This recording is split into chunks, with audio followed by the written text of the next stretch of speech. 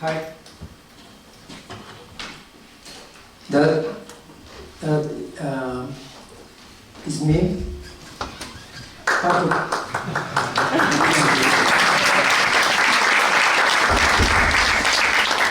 Part of me, or a little part of that me that I think is me.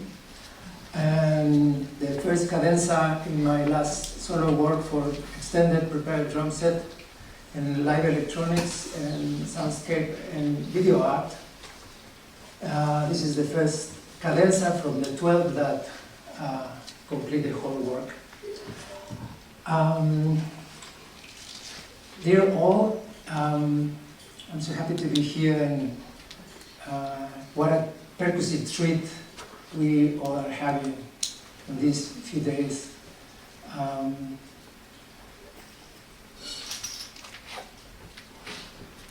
When I was chosen for the project, I wasn't really sure about what to bring, because what I'm doing in the SchlagArt platform is expanding beyond what I was thinking, basically to be a musician or to be a percussionist. And it is really a rhizomatic, really huge rhizoma that is opening since I have memory, and so instead of bringing just one piece and just present some of them, or one piece, or and talk about it, I jump into the opportunity to try to offer as clear as possible overview of how this platform has been working since I started in 2001.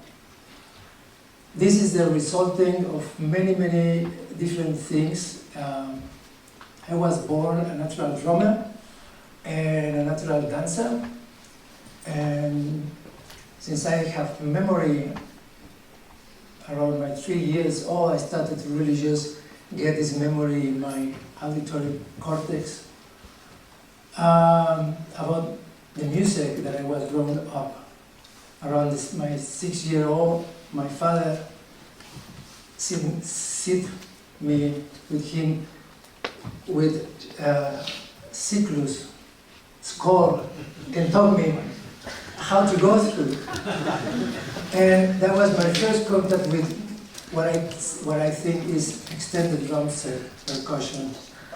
And but I'm a really nomadic spirit. I can't stay very long on one thing, and I inherit that from my father. So I just bring this really short overview to share with you how more or less this has been evolving over time.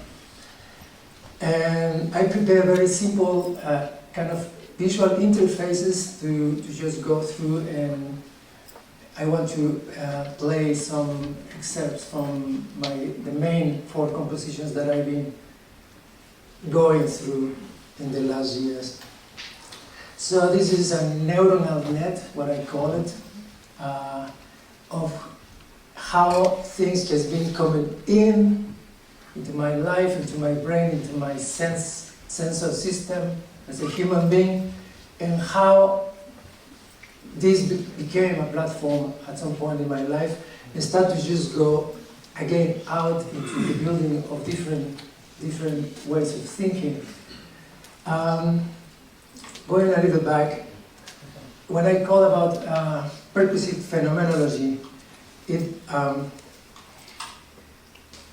refers to vibration, resonance, sound as the basic energy, matter, that in human evolution it became organized in the way we call it now, music. But I'm so interested on what music was before, or understanding. We know now that there is a stain, a sound stain, a vibrational stain in the old universe that is still doing something molecularly to this new universe as we understand it. As I say, I'm going to try to be as clear as possible, but this is phenomenology and it's so wide, so I'm going to try to focus as best as I can here. So, I started SchlagArt really influenced by, I omit the names of composers and so incredible performance that influenced my life as a musician, in the European tradition of percussion music, in the Japanese, which I am so really affected in many ways. I just love the Japanese composers and the performance are incredible, really. And of course, the American 20th century music. All that was, besides, I grew up with an artistic family, listening to that music. So it wasn't me. Even if I wouldn't want it, it wasn't me. I went as a drummer. I went into rock and roll, into jazz, into all popular music, but just as a matter of curiosity and as a way to relate to people, more into the social field that really just, I mean, as a teenage, you enjoy being surrounded by girls and play at night and have fun. But I was so focused on other things that really kept my attention. So I studied that music, and more or less at the same time I discovered American jazz music. I went into world percussion music, and of course later on I went into the drum set European tradition, which is so different in many ways. The root where these ways of percussive thinking are so contrasting. And so these 6 universes really were just affecting me for around 30 years of study and researching and practicing. And then what happened is that I discovered myself thinking more as an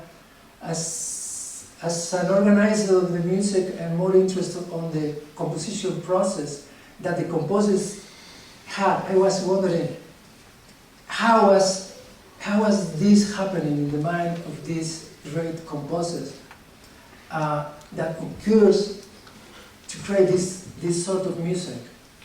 And at that moment, I was still in my 20s, and I was really thinking about it all the time. I went on still playing some of these great works, and I have to say that I didn't want to really pursue a career as a percussionist. I just did it because I just love it so much. I just see it as a core, and I want to understand this thing, and I just wanted to sound. And the sound was in me at a subconscious level because my education. But then I went through it, and the more deep I went, the more I discovered that I wasn't good enough to really become like a recital player. But I discovered that I have a potential to just really bring in this organizational mind into a music that I was born with. And that was a realization about my early 20s.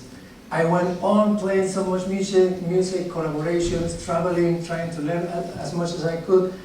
And then came into the equation two major things. The visual arts, because my mom's still alive, is a painter. And I learned for sure all these Western compositional methods by the expressionists, which I loved. And then later on I discovered how that portly composition system was affecting the way great composers was organizing or thinking about sound. Sound, for me, is more about energy, a pure energy that the system, the tympanic membrane in the body, and then the auditory system turns into really a biological being that moves inside, and then the mind start to organize that into who knows. Who knows? Now we have an understanding of certain part of the history, but we don't have a clue of what is going to be in, I don't know, even 100 years. We don't have. Someone told me that the music that I'm doing is just ethnic music. On the other side, I came from also my father, a composer and a philosopher.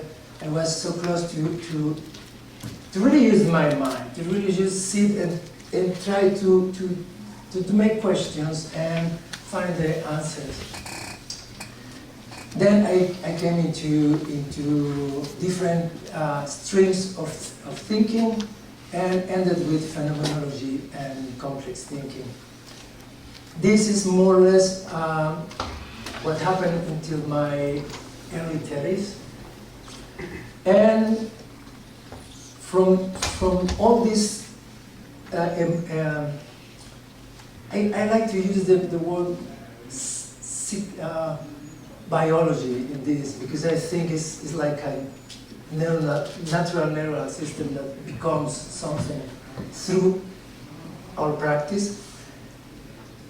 Different things start to happen. The Tamborero Lab Studios is a pedagogical drum set ensemble that I created in 2004 as a way to teach drummers to think in a diverse way of the linearity of drumming. So I just went into transcribing hundreds and hundreds of music and do compositions based on that, and of course bringing in the school of Max Roach and the tradition of Elvin Jones and the great ensembles by Andrew Cyril and Milford Graves and all that. And on the other hand, the music by, for example, Pierre Fabre, which is a different poetic. So I decided to just create a workshop, a studio for middle and advanced drummers that wish to just work in a different way than the drummers we are asked to work for. Then I went into really deep cognitive science, and that leads me to eukinetics and kinesiology, because it's something that I just feel fascinated with. I've been all my life as a natural dancer, so close as a percussionist too, with dancers. So I wanted to study many dances, and very early on, around 2006, I got this great book by Rudolf Laban, who started the choreography, thinking about how the body, the way, the move, the energy, how it moves through space. And I was, since then, really just started, okay, drumming is dancing, yeah. As a multi-percussionist, you even can dance or move more because you don't have your body here, you just get heavy. But then I just really learned how to just start to move my body in a different way and relate to rhythm in a different way. I just love practicing, so when I was a teenager, I really practiced a lot. And because I just can't stop. And what stopped me at some point is that I discovered martial arts, and I went for almost 10 years practicing Qigong and Kung Fu. And that helps me also a lot because I'm naturally kind of hyper-kinetic. And really like people should come to me and just please stop. And now I'm almost 50 and I'm just a little more relaxed. I think so. So from all this environment, I started to create my solo works for drum set. At the beginning, I'm going to play chronically how more or less I went into my real own thing. And then came the Pollock Tambores Pintores. I won't be able to, in this short period of time, to really just go into everything, but you can visit my webpage. It's everything there, and it's always actualizing. And then I started recently here in Mexico City, Pollock and Taller Abierto. The Procesos Composicionales is a compositional, not composing in the tradition, but composing with the tradition, rearranging the way the mind is processing information, the information that is being passing through our studies or tradition or cultural reference. So, next. Now, a little mapping, really simple, chronologic. And since 1992 to 2000, I was really into contemporary scores, really practicing.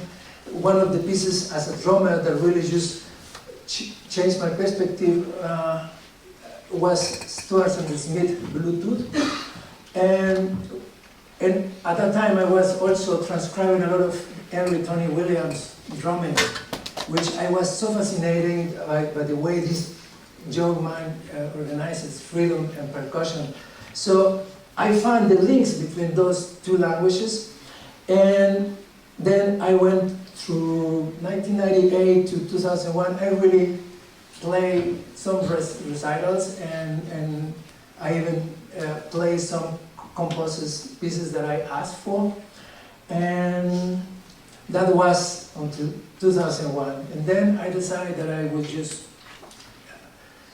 go around as much as I can through the planet and learn as much as I can and nourish what I wanted to do. So around 2005, from 2000 to 2005, I was really experimenting. That was my only real period of real experimental thinking. Many people think that I'm an experimental guy, and I'm thinking, I don't know what you really refer to. I'm really into creativity, into composing, into understanding human life and nature through the practice of, in this case, percussion and music. Around 2004, I started Tamborero Lab, a really intense workshop, and then all until 2016, that was my last original work, Oxio que te volcán silencioso. I was living in the natural reservoir, South Mexico in Chiapas for 7 years, and working with indigenous kids in the manglares, in the beach, in the jungle. And believe me, I was completely disarmed by these little kids that couldn't speak Spanish. And I went with all my knowledge, and these kids just talk with the trees and sing with shadows in the night and listen sounds that I couldn't even imagine that possibility of sensing. So before that, then all these years, which was more than a decade, my last kind of encounter with more traditional contemporary music was with Libre Ensemble in Mexico City, and I jumped into the opportunity because it was Robin Schulkowski and Christian Wolff leading Mr. Wolff music, and of course I wouldn't miss the opportunity to spend that time. And what I learned then is that, and they somehow told me, just keep your thing. Just keep your thing, and you will get what you are looking really for. And so I did another collaboration with Italian composer Dario Palermo. In 2010, I opened a call through CEMAS in Morelia, Michoacan, through composers to write drum set repertoire, because I'm into just creating some repertoire, because in multipercussion has a repertoire. I mean, the bibliography, really good music for drum set is so short, because you have to study all the tradition, and it is not an easy task.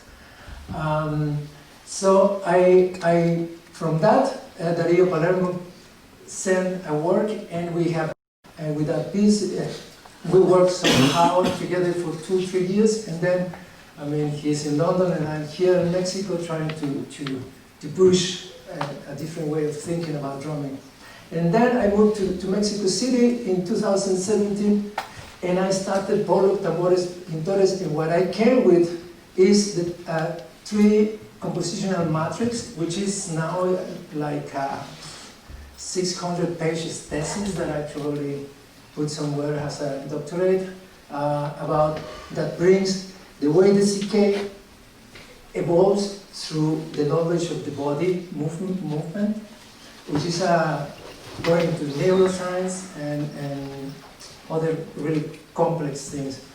And the music comes from my idea and this knowledge of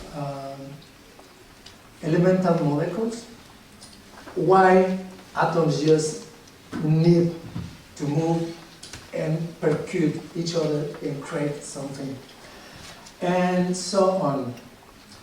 Then, now where I am at this point is working with the UNAM, with the Centro de Ciencias de la Cognición y Neurociencia, with a specialized doctor researching. I've been doing some very interesting workshops there. And then the Taller Abierto, which I call the being of the musical being, the noetic sense of the musical self, which goes really deep into what we are in many ways, bigger than I mean, music happened because we exist. Otherwise, I mean, sound would be another thing. It moves through the geography of our body, the emotional, and just create all these beautiful images. So I know my talk is like in many ways, because it's hard to put the mind. That's what I didn't prepare really a map for speaking about it, because it creates more problem to me sometimes. So what I want to do now, because the time is to play chronologically the main pieces that really just bring me into what I am now. So the first is To Beat or Not to Beat, based in the Afro-American tradition. I did at least 100 transcriptions of these 8 drummers. I really study the techniques, and I really create a lot of incredible music out of every one of them, and create this piece that lasts 90 minutes. It's a really physical, intense composition for solo jazz drumming, where I interweave the languages of all these 8 great masters. So I'm going to play, this is really, the part that I choose is really still in this binary way of organizing rhythm that is inherent to jazz. I hope you like it.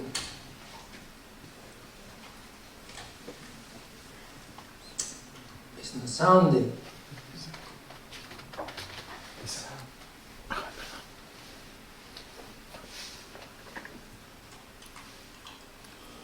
All right.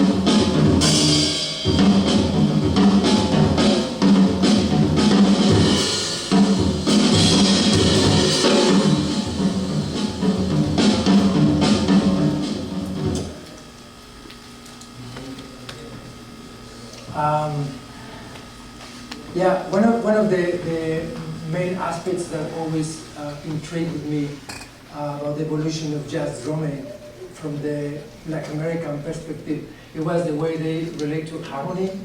And drumming really developed because harmony, the way pianists and horns were creating different relationships to harmony. So the really binary march timing of drumming couldn't handle the way they combine. So in this piece, even if it is still a bit binary, you can even just write it in 4/4. Of course, it just gets incredibly complex, the kind of rhythms, but the breathing, it is binary.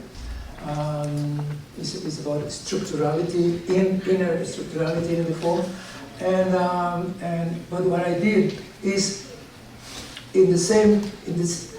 I was imagining what happened if I just put Andrew Cyril and Max Roach and Bever Harris together, right? It creates a cluster where lines just come like this thing that you see in one alphabet that just do this and gives the impression of so much volume and so much speed, but it actually it isn't that. Even though also we can hear the rudiment, snare drum rudiment tradition. The next piece that I really went through, I wanted to, once I finished this, was kind of a thesis, really a study on this tradition. I wanted to just move forward a little bit, and I went into what I'm going to play for you now.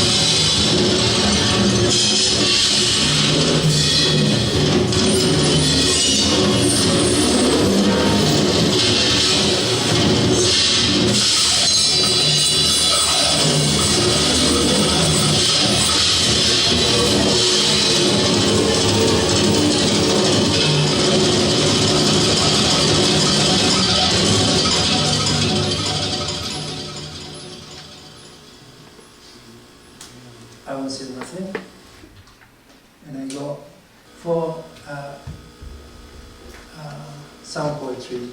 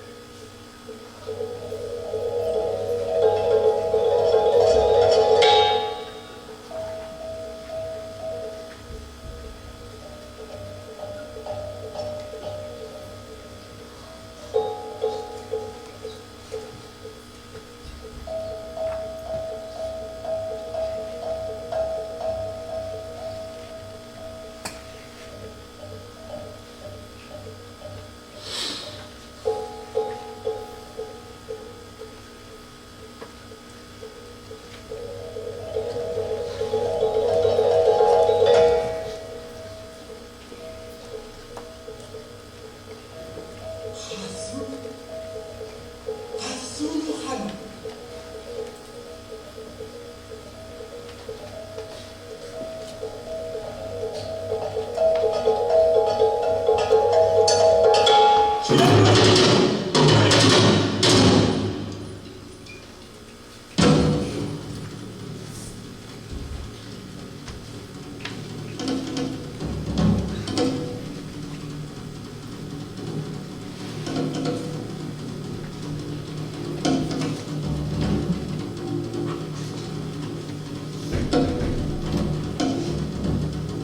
going to advance faster. And my last solo, yeah, I hope I can play, have the whole track. Let's just play.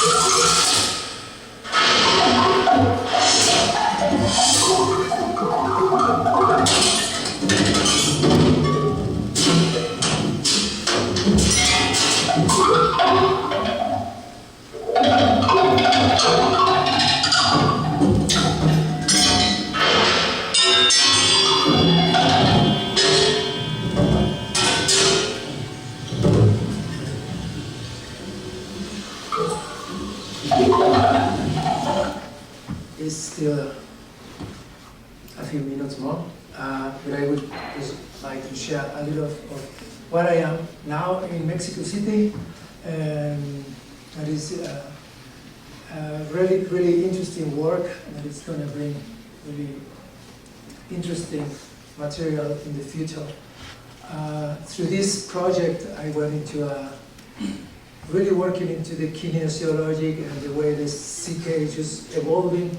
I mean, to have a brain, we need a body, and so when we born, is the body the one that really wants to make the world first, become the world. So it's so much information. Anyway, I create special scores based on Laban kind of choreography way of how the negative movement of the body creates the sound in in the globus of before the auditory cortex, because we are just used to think sound because sound happens, but we don't know. We never think about the sound before the sound and the sound after the sound. What is all that? What happened there? It's a lot of evolution through the actual movement. So I just create a score, and then just with the ensemble, we work with the eyes closed and start to relate from the visual cortex into the auditory cortex and create an image. So what happened is that when we play, we will play in another level of the conscious mind. So it's a different way of organizing. And well, another one. This is 12 scores for the whole composition. And then here is at the Ale Festival in Mexico City with the neurobiologist Jimena Gonzalez. We are working together almost for a year and a half now. And here working with sensometers and different technologies to start with the work. And then here I am in a laboratory and just doing crazy stuff. And it's so interesting because it's just trying to learn from what is being in us from ancient times. And anyway, here is my webpage. You can check out. There is so much work and so much music there, and it's always actualized. And I hope in the very close future, some interesting papers about all this research and coming. And I just want to say thank you so much for choosing to having me here, to hosting me here. It's been a pleasure of 2 days of so much beautiful music. Thank you so much.